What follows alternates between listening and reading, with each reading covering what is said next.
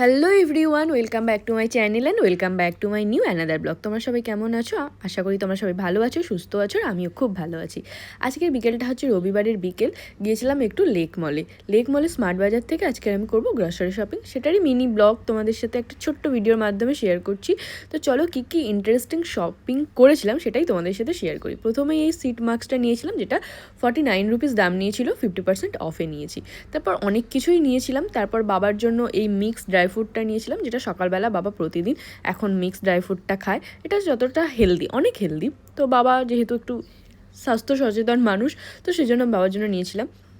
অনেক অনেক ভরে ভরে শপিং করেছি। তারপর এই জলের বোতলগুলো নিয়েছি। সবথেকে যেটা ইন্টারেস্টিং জিনিস সেটা হচ্ছে জলের বোতল, যেটা 2.5 লিটার, তো দাম নিয়েছিল 10 টাকা।